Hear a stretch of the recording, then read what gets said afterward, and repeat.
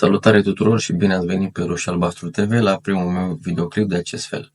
Avem multe subiecte interesante astăzi, atât pentru suporterii FCSB-ului, cât și pentru fanii echipei naționale.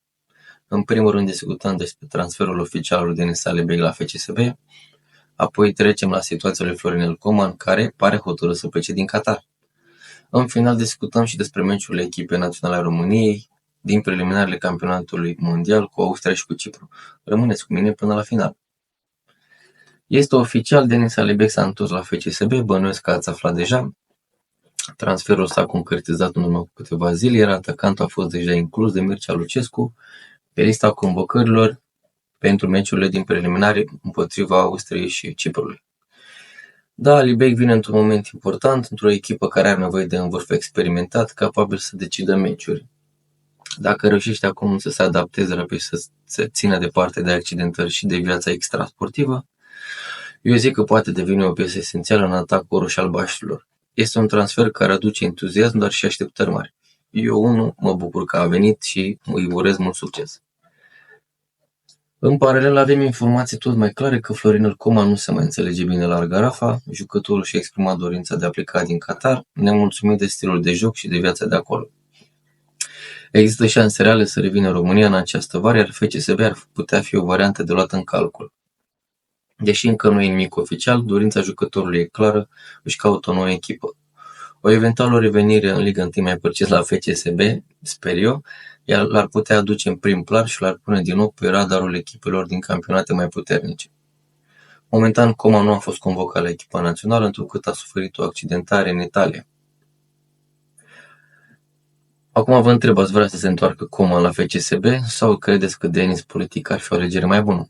Vedem ce va urma și ce surprize plăcute sau mai puțin plăcute ne va oferi patronul echipei FCSB, domnul Gigi Becali.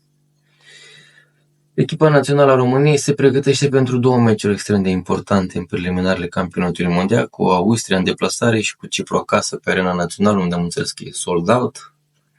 Selecționerul Mircea Lucescu este la conducerea națională și are deja o presiune mare, mai ales după ce România, din păcate, a pierdut meciul din grupă cu Bosnia 1-0 chiar pe arena națională. Lotul pentru aceste meciuri a fost anunțat și avem o veste importantă. FCSB are numai puțin de 9 jucători convocați la echipa națională, printre care și Denis Alibeg. Acesta din urmă semnând contractul în cantonamentul echipei naționale și nu la Palatul din Piper, așa cum era vehiculat de Gigi Becali. Această convocare masivă arată forma bună a FCSB-ului și încrederea pe care selecționerul o are în nucleul echipei. Eu zic că va fi esențial ca România să scoată minim 4 puncte în aceste două meciuri dacă vrem să rămânem în cursa pentru calificare la campionatul mondial. Așadar, fanii roșii-albaștri, avem un început de vară fierbinte, Alibeg din nou la FCSB, Coman vrea să revină în țară, iar echipa națională are două examene grele în preliminarele pentru mondial. Le urăm mult succes! Spune-mi în comentarii ce părere despre revenirea lui Alibeg la FCSB, despre posibila întoarcerea lui Coman, despre posibila venirea lui Denis politic la FCSB, deoarece conform Golață.ro și Sport.ro, Musi s-ar fi înțeles cu Dinamo astăzi. Rămâne ca Becali să achite suma de bani, undeva la 1 milion de euro, ar cere Dinamo pentru acest schimb Musi cu politic. Voi cum vedeți șansele României în meciurile cu Austria și Cipru? Nu uita să dai un like, să te abonezi, să activezi clopoțelul, urmează multe episoade cu transferuri, analize și reacții pe Roșu Albastru TV. Ne vedem în curând, pa, pa!